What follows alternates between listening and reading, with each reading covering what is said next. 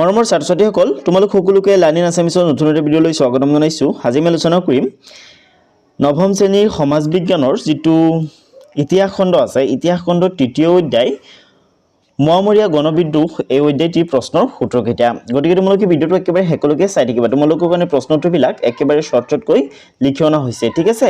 গতিকে তোমালোকে ভিডিঅ'টো একেবাৰে শেষলৈকে চাবা আৰু প্ৰশ্ন উত্তৰকেইটা লিখি ল'বা। তোমালোকক প্ৰথমে দিছে অতি চমু উত্তৰৰ প্ৰশ্ন, ঠিক আছে? তলত যিকেইটা প্ৰশ্ন আছে এই প্ৰশ্নকেইটাৰ উত্তৰ তোমালোকক চমুকৈ লিখিবলৈ দিছে, ঠিক আছে? প্ৰশ্নকেইটা চমু উত্তৰ হয়। তো তোমালোকৰ প্ৰথম প্ৰশ্নটো হৈছে মায়ামৰা কি? ঠিক আছে, ইম্পৰ্টেণ্ট প্ৰশ্ন হয়। উত্তৰত লিখিবা মায়ামৰা হৈছে এখন বৈষ্ণৱ সত্ৰৰ নাম, ঠিক আছে? মায়ামৰা কি? মায়ামৰা হৈছে এখন বৈষ্ণৱ সত্ৰৰ নাম, ঠিক আছে? নেক্সট আছে সত্ৰ বুলিলে কি বুজা? ঠিক আছে, ইয়াত যে তোমালোকে পাইছা মায়ামৰা হৈছে এখন বৈষ্ণৱ সত্ৰৰ নাম। এতিয়া প্ৰশ্নটো কৰিছে তোমালোকক সত্ৰ মানে কি? সত্ৰ বুলিলে বুজায় কি? ঠিক আছে, গতিকে ইয়াৰ উত্তৰ তোমালোকে লিখিবা সত্ৰ হৈছে শংকৰদেৱ আৰু মাধৱদেৱৰ দ্বাৰা প্ৰচাৰিত নৱবৈষ্ণৱ ধৰ্মৰ প্ৰচাৰ আৰু প্ৰসাৰৰ বাবে গঢ়ি উঠা কিছুমান ধৰ্মীয় আৰু সাংস্কৃতিক অনুষ্ঠান, ঠিক আছে? তো এইটো ধুনীয়াকৈ তোমালোকে লিখি ল'ব প্ৰশ্নৰ উত্তৰ। তাৰপিছত তোমালোকক 3 নম্বৰত দিছে সংহতি কি? উত্তৰ তোমালোকে লিখিবা শংকৰদেৱৰ মহাপ্ৰয়াণৰ পিছত তেওঁৰে শিষ্য প্ৰশিষ্যসকলৰ মাজত হোৱা মতভেদৰ পৰিণতি স্বৰূপে সত্ৰসমূহৰ যি ভাগৰ সৃষ্টি হৈছিল তাকে সংহতি বোলে, ঠিক আছে? এইটো ধুনীয়াকৈ লিখিবা। প্ৰশ্নবিলাক উত্তৰ একেবাৰে শ্বৰ্ট হয়, কেৱল আখৰকেইটা ডাঙৰ হয়, সেইকাৰণে উত্তৰবিলাক অলপ ডাঙৰ দেখা গৈছে, বাট উত্তৰবিলাক একেবাৰে শ্বৰ্ট হয়, ঠিক আছে?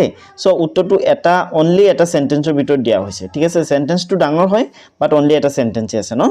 তো এইদৰে সৰু উত্তৰবিলাক লিখা হৈছে, অ'কে? তোমালোকৰ 4 নম্বৰ প্ৰশ্নটো হৈছে মোৱামৰীয়া বিদ্ৰোহ কোনজন আহোম ৰজাৰ দিনত আৰম্ভ হৈছিল? ঠিক আছে, মোৱামৰীয়া বিদ্ৰোহটো কোনজন আহোম ৰজাৰ দিনত আৰম্ভ হৈছিল? ঠিক আছে, আহোম ৰজা স্বৰ্গদেউ লক্ষ্মীসিংহৰ দিনত মোৱামৰীয়া বিদ্ৰোহ আৰম্ভ হৈছিল, ঠিক আছে? কাৰ দিনত? কোনজন আহোম ৰজাৰ দিনত? আহোম ৰজা লক্ষ্মীসিংহৰ দিনত, ঠিক আছে? অ'কে ষ্টুডেণ্টছ, এতিয়া 5 নম্বৰত চোৱা। 5 নম্বৰ তোমালোকক দিছে মোৱামৰীয়া বিদ্ৰোহ কোনজন ৰজাৰ দিনত শেষ হৈছিল? মোৱামৰীয়া বিদ্ৰোহ কোনজন ৰজাৰ দিনত শেষ হৈছিল? স্বৰ্গদেউ কমলেশ্বৰ সিংহৰ দিনত, ঠিক আছে? মোৱামৰীয়া বিদ্ৰোহ স্বৰ্গদেউ কমলেশ্বৰ সিংহৰ দিনত শেষ হৈছিল, অ'কে ষ্টুডেণ্টছ? অ'কে, ধুনীয়াকৈ লিখি ল'বা। মই মানে তোমালোকক বেছিকৈ বুজাই দিবলৈ চেষ্টা কৰা নাই, কাৰণ ভিডিঅ'টো বহুত দীঘল হৈ যাব, বহুতকেইটা কুৱেশ্যন দিছোঁ তোমালোকক, ঠিক আছে?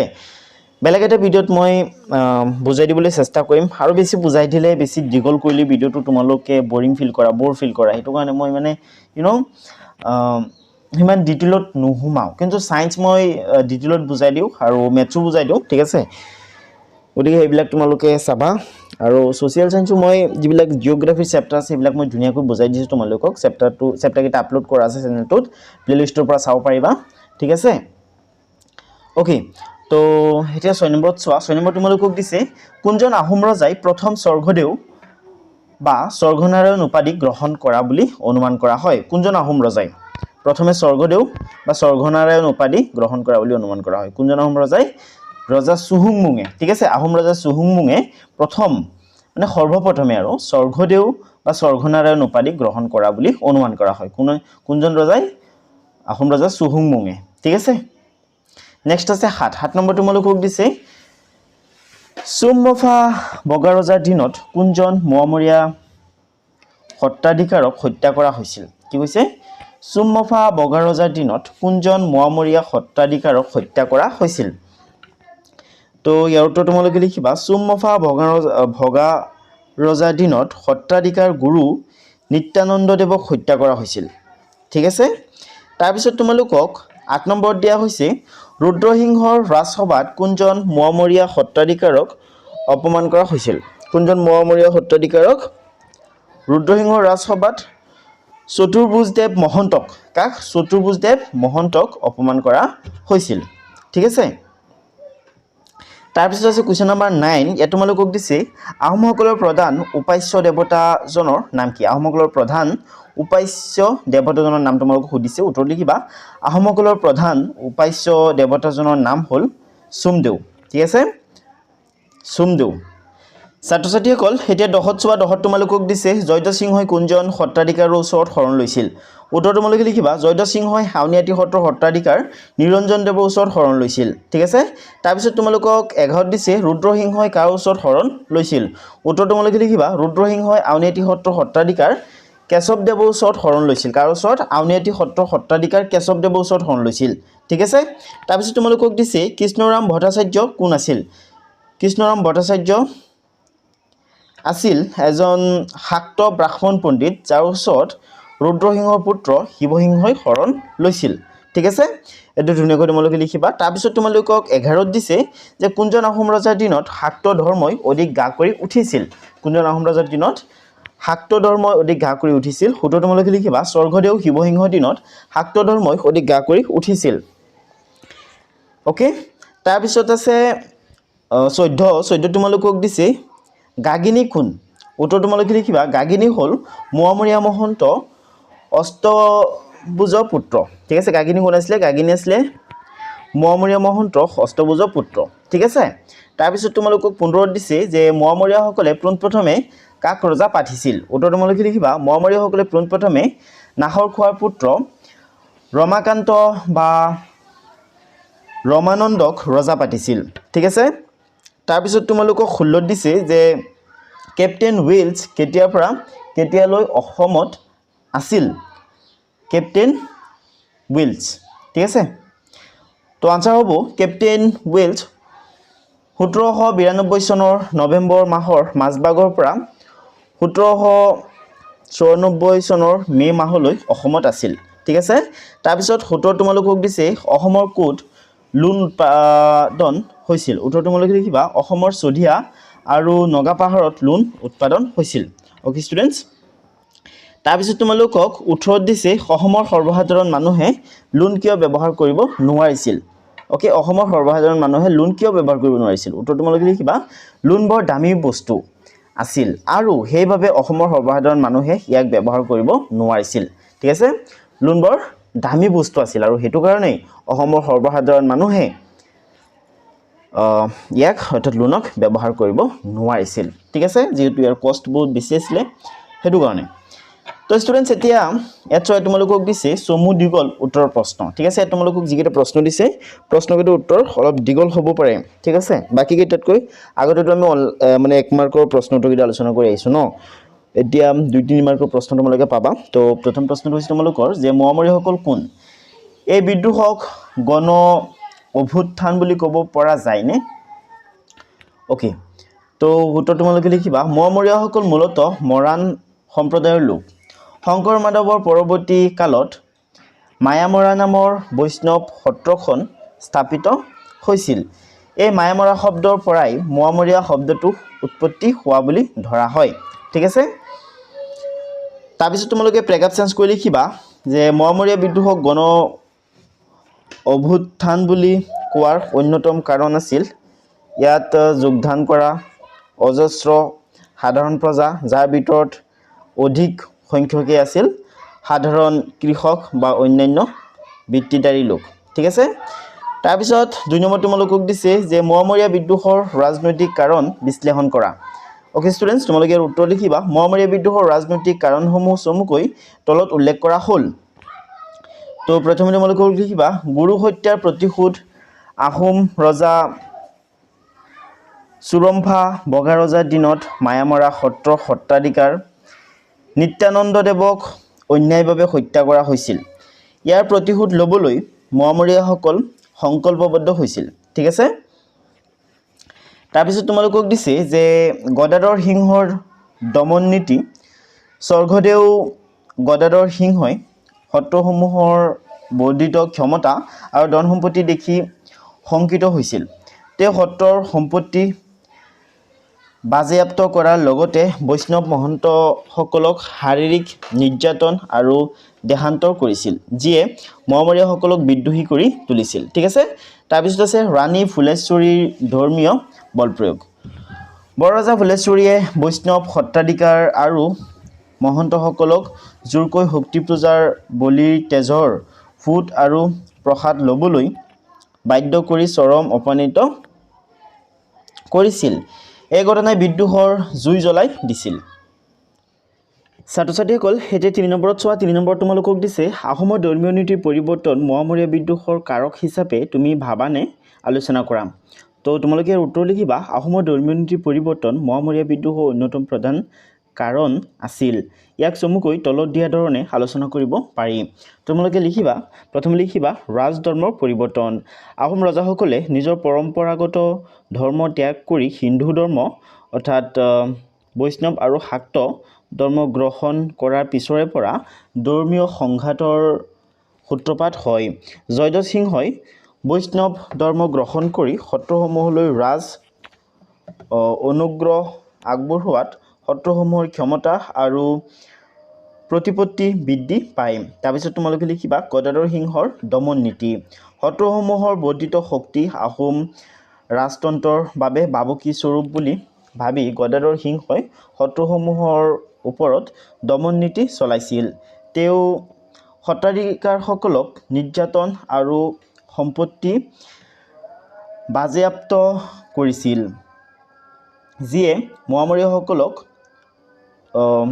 ক্ষুব্ধ কৰিছিল ঠিক আছে তাৰপিছত লিখিবা তোমালোকে সত্ৰসমূহৰ মাজত বৈষম্য ৰুদ্ৰসিংহই বামুণীয়া সত্ৰসমূহক অধিক মৰ্যাদা দি ক্ষুদ্ৰ সত্ৰসমূহক যেনে মোৱামৰীয়া সত্ৰ অৱজ্ঞা কৰিছিল ইয়াৰ ফলত সত্ৰসমূহৰ মাজত বিভেদ আৰু আহোম ৰজাৰ প্ৰতি অসন্তুষ্টি বৃদ্ধি পায় ঠিক আছে তাৰপিছত আছে ফুলেশ্বৰী কোঁৱৰীৰ ধৰ্মীয়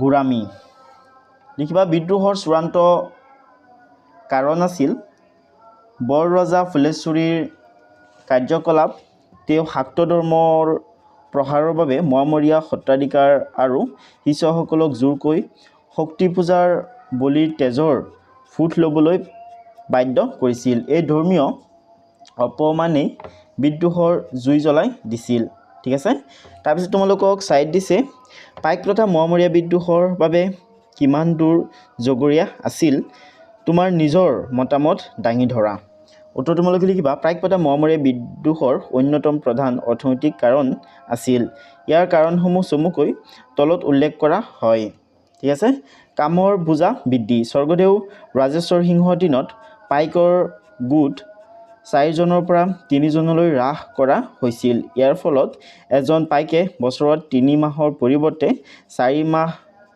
ৰাজগড়ত খাটিব লগা হৈছিল এই অতিৰিক্ত শাৰীৰিক শ্ৰমৰ বুজাই সাধাৰণ মোৱামৰীয়া পাইকসকলক বিদ্ৰোহী কৰি তুলিছিল ঠিক আছে তাৰপিছত আছে সামাজিক বৈষম্য পাইকসকলক কাৰী আৰু চমুৱা এই দুই ভাগত বগোৱা হৈছিল চমুৱা পাইকসকলে দণ্ড দি শাৰীৰিক শ্ৰমৰ পৰা ৰেহাই পাইছিল কিন্তু দৰিদ্ৰ কাৰী পাইকসকলৰ ওপৰত শোষণৰ মাত্ৰা বাঢ়ি গৈছিল চমুৱা পাইকৰ সংখ্যা বৃদ্ধি পোৱাৰ লগে লগে কাৰী পাইকসকলৰ কামৰ চাপ অসহ্যকৰ হৈ পৰিছিল ঠিক আছে এইটো ধুনীয়াকৈ তোমালোকে লিখিবা নেক্সট আছে অৰ্থনৈতিক শোষণ ৰাজ্যৰ বৰ্ধিত সামৰিক আৰু নিৰ্মাণ কাৰ্যৰ বাবে পাইকসকলক যি হাৰত ব্যৱহাৰ কৰা হৈছিল তাৰ তুলনাত তেওঁলোকৰ কৃষি বা ব্যক্তিগত জীৱনত চৰম ব্যাঘাত জন্মিছিল ঠিক আছে ওকে ষ্টুডেণ্টছ এতিয়া পাছত চোৱা পাছত তোমালোকক দিছে যে মোৱামৰীয়া বিদ্ৰোহৰ ফলাফল আলোচনা কৰা তো এইটো লিখিবা মোৱামৰীয়া বিদ্ৰোহৰ ফলাফলসমূহ অতি সুদূৰ প্ৰসাৰী আছিল এই বিদ্ৰোহৰ ফলত আহোমৰ কেন্দ্ৰীয় ৰাজশক্তি একেবাৰে দুৰ্বল হৈ পৰে আৰু ৰজাসকল দাদেঙসকলৰ হাতৰ তুলনাত পৰিণত হয় বিদ্ৰোহৰ ফলত হোৱা অৰাজকতাৰ সুযোগ লৈ বদনচন্দ্ৰ বৰফুকনে মানুহসকলক অসমলৈ আমন্ত্ৰণ কৰি আনে যিয়ে আহোম শাসনৰ পতন ক্ষিপ্ত কৰি তোলে অৰ্থনৈতিকভাৱে দেশখন বিধ্বস্ত হৈ পৰে আৰু অৱশেষত এই দুৰ্বলতাৰ সুযোগ লৈয়েই ইংৰাজ শক্তিৰ আগমনে অসমৰ স্বাধীনতা চিৰদিনৰ বাবে হৰণ কৰে ছাত্ৰ ছাত্ৰীসকল এতিয়া 6 নম্বৰত চোৱা তোমালোকক 6 নম্বৰ দিছে যে মোৱামৰীয়া বিদ্ৰোহক তুমি সফল নে বিফল বুলি ভাবা যুক্তি দিয়া তো ছাত্ৰ ছাত্ৰীসকল তোমালোকে উত্তৰ লিখিবা যে অসমত মোৱামৰীয়া বিদ্ৰোহ 3বাৰকৈ সংঘটিত হৈছিল এই বিদ্ৰোহে কিছু দিশত সফলতা লাভ কৰিছে বুলি ক'ব পাৰি তাৰ কাৰণ কেইটামান হ'ল তো এতিয়া তোমালোকে কাৰণকেইটা লিখিব লাগিব মোৱামৰীয়া বিদ্ৰোহীসকলে ৰংপুৰ অধিকাৰ কৰি তাত ভৰত সিংহ নামৰ এজনক ৰজা আৰু হুকুৰা বোলা এজনক বৰ ৰজা পাতি দেশ শাসন কৰিবলৈ লৈছিল ঠিক আছে তাৰপিছত 2 নম্বৰ কাৰণটো তোমালোকে এইটো লিখিবা ব্ৰহ্মপুত্ৰৰ উত্তৰ পাৰে জাপৰি ভিটাত দফলা বহুতীয়াসকলে তাঁতী নামৰ এজন ৰজাক ৰজা পাতি দেশ শাসন কৰিবলৈ লৈছিল ঠিক আছে তাৰপিছত 3 নম্বৰ কাৰণটো তোমালোকে এইটো লিখিবা মাজুলীত মোৱামৰীয়াসকলে ৰজা পাতিছিল হাওদা নামৰ এজন টেকাক আৰু বেংমৰাত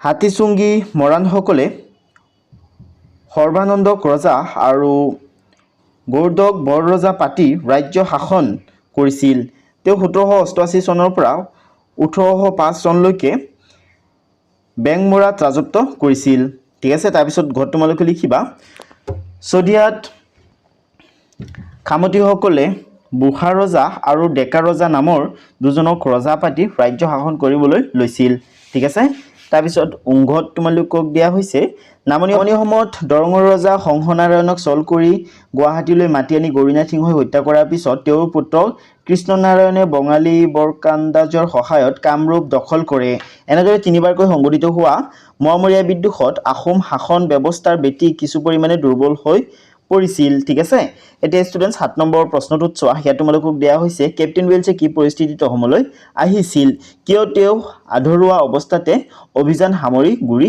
গ'ল ঠিক আছে কেপ্টেইন ৱেলছ কি পৰিস্থিতিত অসমলৈ আহিছিল আৰু তেওঁ কিয় যেটো অভিযান চলাইছিল হেতু মানে আধৰুৱা অৱস্থাতে এৰি অসমৰ পৰা গুচি গৈছিল তো তোমালোকে লিখিবা অসমলৈ অহাৰ পৰিস্থিতি তাৰমানে কিয় অসমলৈ আহিছিল হেকিনে লিখিবা মোৱামৰীয়া বিদ্ৰোহীৰ হাতত পৰাস্ত হৈ আহোম স্বৰ্গদেউ গৌৰীনাথ সিংহে ৰাজধানী এৰি পলাই যাবলৈ বাধ্য হৈছিল হেৰুৱা ৰাজ্য উদ্ধাৰ কৰিবলৈ তেওঁ ব্ৰিটিছ ইষ্ট ইণ্ডিয়া কোম্পানীৰ সহায় বিচাৰে সেই অনুসৰি 1792 চনত ৰজাক সহায় কৰিবলৈ আৰু অসমৰ পৰিস্থিতি বুজ ল'বলৈ গভৰ্ণৰ জেনেৰেল লৰ্ড কৰ্ণৱালিছে কেপ্টেইন ৱেলছক অসমলৈ পঠায় ঠিক আছে তাৰ পিছত আছে আধৰুৱাকৈ গুৰি যোৱাৰ কাৰণ কিয় তেওঁ আধৰুৱাকৈ তেওঁৰ যেটো অভিযান আছিল হেতু পুৰা নকৰাকৈ মানে অসমৰ পৰা গুচি গৈছিল কিয় গুচি গৈছিল হেতু লিখিব লাগে এটো লিখিবা কেপ্টেইন ৱেলছে অভিযান চলাই থকাৰ মাজতে ভাৰতৰ নতুন গভৰ্ণৰ জেনেৰেল হিচাপে ছাৰ জন শ্বৰ নিযুক্তি পায় তেওঁ আনৰ ৰাজ্যৰ আভ্যন্তৰীণ বিষয়ত হস্তক্ষেপ নকৰা নীতি মানি চলিছিল হেহে তেওঁৰ নিৰ্দেশ মৰ্মে কেপ্টেইন ৱেলছে 1794 চনত অসমৰ কাম সম্পূৰ্ণ নকৰাকৈ আধৰুৱা অৱস্থাত কলিকতালৈ ঘূৰি যাবলগীয়া হয় ঠিক আছে তাৰ পিছত চোৱা আঠত কি দিছে হাততে তোমালোকক দিছে মোৱামৰীয়া বিদ্ৰোহ দমনত ৱেলছৰ ভূমিকা বৰ্ণনা কৰা তেওঁ কিমান দূৰ সফল আছিল বুলি ভাবা তো আনসাৰ লিখিবা যে ৱেলছৰ ভূমিকা আহোম স্বৰ্গদেউ গৌৰীনাথ সিংহক সহায় কৰিবলৈ ব্ৰিটিছ গভৰ্ণৰ জেনেৰেল লৰ্ড কৰ্ণৱালিছে কেপ্টেইন ৱেলছক পঠিয়াইছিল ৱেলছে প্ৰথমতে গুৱাহাটী দখলমুক্ত কৰে আৰু তাৰ পিছত 1794 চনত মোৱামৰীয়াসকলক পৰাস্ত কৰি ৰাজধানী ৰংপুৰ উদ্ধাৰ কৰে সফলতাৰ মূল্যায়ন ৱেলছৰ সফলতা আছিল আংশিক আৰু সামৰিক নেক্সট আছে সফলতা তেওঁৰ নেতৃত্বত আধুনিক সামৰিক শক্তিৰে মোৱামৰীয়াসকলক পোনপটীয়া যুদ্ধত পৰাস্ত কৰা হৈছিল বিফলতা ব্ৰিটিছ চৰকাৰৰ অহস্তক্ষেপ নীতিৰ বাবে ৱেলছক হঠাৎ অসম এৰি যাবলৈ নিৰ্দেশ দিয়া হয় তেওঁ যোৱাৰ লগে লগেই মোৱামৰীয়াসকলে পুনৰ বিদ্ৰোহ আৰম্ভ কৰে আৰু ৰংপুৰ দখল কৰে ছাত্ৰ-ছাত্ৰীসকল এতিয়া 9 নম্বৰত চোৱা 9 নম্বৰ তোমালোকক দিছে কেপ্টেইন ৱেলছৰ অসম সম্পৰ্কীয় বিৱৰণ আলোচনা কৰা তো তোমালোকে উত্তৰ লিখিবা যে কেপ্টেইন ৱেলছৰ অসম সম্পৰ্কীয় বিৱৰণটো আছিল 18 শতিকাৰ অসমৰ এক গুৰুত্বপূৰ্ণ দাপোন তেওঁৰ মতে আহোম শাসনতন্ত্ৰত ৰজাই সৰ্বোচ্চ ক্ষমতাৰ অধিকাৰী আছিল যদিও 5 গৰাকী প্ৰতাপী মন্ত্ৰীৰ মাজত চলা ক্ষমতাকেন্দ্ৰিক অৰিয়াউৰিয়ে ৰাজ্যখন দুৰ্বল কৰি পেলাইছিল তেওঁ টুকাত পাইক প্ৰথাৰ বিৱৰণ পোৱাৰ লগতে কীৰ্তিচন্দ্ৰ বৰবৰুৱাৰ দৰে বিষয়াসকলৰ স্বেচ্ছাচাৰী শাসন কেনেকৈ মোৱামৰীয়া বিদ্ৰোহৰ বাবে দায়ী আছিল সেই বিষয়ে উল্লেখ কৰিছিল চমুতে ক'বলৈ গ'লে ৱেলছৰ এই প্ৰতিবেদনে সেই সময়ৰ অসমৰ ৰাজনৈতিক অস্থিৰতা আৰু অৰ্থনৈতিক সম্ভাৱনাৰ এক স্পষ্ট দাবী দাঙি ধৰিছিল। এতিয়া দশত চোৱা, দশত তোমালোকক দিছে চমুটোকা লিখা। কীৰ্তিচন্দ্ৰ বৰবৰুৱা। কীৰ্তিচন্দ্ৰ বৰবৰুৱা আহোম ৰাজত্বকালৰ এজন অত্যন্ত শক্তিশালী বিষয়া আছিল। স্বৰ্গদেউ ৰাজেশ্বৰ সিংহৰ শাসনকালত তেওঁ ৰাজ্যৰ প্ৰকৃত ক্ষমতা চলাইছিল। নুমলী বৰগোহাঁয়ে তেওঁক নকল আহোম বুলি অভিহিত কৰাত ক্ষুণ্ণ হৈ নিজৰ বংশমৰ্যাদা প্ৰমাণ কৰিবলৈ তেওঁ ৰাজ্যৰ বহুতো পুৰণি বুৰঞ্জী পৰীক্ষা কৰি আপত্তিজনক অংশবোৰ পুৰি পেলাইছিল। এই বুৰঞ্জী দাহ কাৰ্যৰ বাবে তেওঁ ইতিহাসত আটাইতকৈ বিতৰ্কিত আৰু জনসাধাৰণৰ মাজত অপ্ৰিয় ব্যক্তি হিচাপে পৰিচিত হৈছিল। নেক্সট আছে মায়ামৰা সত্ৰ। মায়ামৰা সত্ৰ হ'ল অসমৰ কাল সংহতিৰ অন্তৰ্ভুক্ত এখন প্ৰতাপশালী বৈষ্ণৱ সত্ৰ। এই সত্ৰৰ মূল শিষ্যসকল আছিল মৰাণ জনগোষ্ঠীৰ, যদিও কাছাৰী, চুতীয়া আৰু আহোম আদি বিভিন্ন জনগোষ্ঠীৰ মাজতো ই অতি জনপ্ৰিয় আছিল। এই সত্ৰৰ শিষ্যসকলে নিজৰ গুৰুৰ বাহিৰে আন কাৰো ওচৰত মূৰ দোৱাইছিল নিদিছিল। আনকি আহোম স্বৰ্গদেউসকলকো তেওঁলোকে বিশেষ গুৰুত্ব নিদিয়াৰ বাবে ৰাজশক্তিৰ সৈতে তেওঁলোকৰ সংঘাত হৈছিল। এই মায়ামৰা শব্দৰ পৰাই পৰৱৰ্তী সময়ত মোৱামৰীয়া শব্দটোৰ উৎপত্তি হৈছিল। গুৰু আৰু শিষ্যৰ মাজত থকা অটুট বিশ্বাস আৰু একতাৰ বাবেই পৰৱৰ্তী সময়ত অসমৰ ইতিহাসত সুদীৰ্ঘ মোৱামৰীয়া গণবিদ্ৰোহ সংঘটিত হৈছিল। ঠিক আছে, তাৰপিছত তোমালোকক 3 নম্বৰত দিছে পূৰ্ণানন্দ বুঢ়াগোহাঁই। পূৰ্ণানন্দ বুঢ়াগোহাঁইৰ বিষয়ে লিখিব লাগে। তো তোমালোকে লিখিবা পূৰ্ণানন্দ বুঢ়াগোহাঁই আহোম ৰাজ্যৰ এজন ক্ষমতাশালী মন্ত্ৰী আছিল। তেওঁ ঘনশ্যাম বুঢ়াগোহাঁইৰ পুত্ৰ আছিল। গৌৰীনাথ সিংহৰ ৰাজত্বকালত পিতাকৰ মৃত্যুৰ পিছত উত্তৰাধিকাৰ সূত্ৰে 1782 চনত তেওঁ বুঢ়াগোহাঁইৰ পদবীত অধিষ্ঠ হয়। তেওঁ মোৱামৰীয়া বিদ্ৰোহ দমন কৰিবলৈ দৃঢ়তা অৱলম্বন কৰিছিল যদিও বিশেষ একো কৰিব পৰা নাছিল। তেওঁ 1782 চনৰ পৰা 1817 চনলৈ প্ৰায় 34 পৰা 35 বছৰ ধৰি আহোম ৰাজ্যৰ বুঢ়াগোহাঁই তথা ৰাজমন্ত্ৰী আছিল। পূৰ্ণানন্দৰ স্বেচ্ছাচাৰিতাৰ বাবে দেশৰ লোকে তেওঁক অকণো ভাল পোৱা নাছিল। পূৰ্ণানন্দৰ দৌৰাত্ম্য সহ্য কৰিব নোৱাৰি দেশৰ ভালেমান মুখীয়া লোকে কমলেশ্বৰ সিংহৰ ৰাজত্বকালত পানীমোৱা নামৰ এটা বিদ্ৰোহ সংগঠিত কৰিছিল। পূৰ্ণানন্দ বুঢ়াগোহাঁই আহোম সাম্ৰাজ্যৰ শেষ শক্তিশালী ব্যক্তি আছিল। নেক্সট আছে কাঁড়ী পাইক আৰু চমুৱা পাইক। ঠিক আছে, এইটো লিখিবা। আহোম শাসনকালৰ পাইক প্ৰথাৰ দুটা গুৰুত্বপূৰ্ণ ভাগ আছিল, কাঁড়ী পাইক আৰু চমুৱা পাইক। কাঁড়ী পাইকসকল আছিল সাধাৰণ শ্ৰেণীৰ লোক যিয়ে যুদ্ধৰ সময়ত সৈন্য হিচাপে কাম কৰিছিল আৰু শান্তিৰ সময়ত ৰাজহুৱা কামত শাৰীৰিক শ্ৰম দিছিল। ইয়াৰ বিপৰীতে চমুৱা পাইকসকলৰ মৰ্যাদা অলপ বেছি আছিল। তেওঁলোকে শাৰীৰিক পৰিশ্ৰম কৰাৰ পৰিৱৰ্তে চৰকাৰক নগদ ধন বা বিশেষ সামগ্ৰী কৰ হিচাপে দিছিল।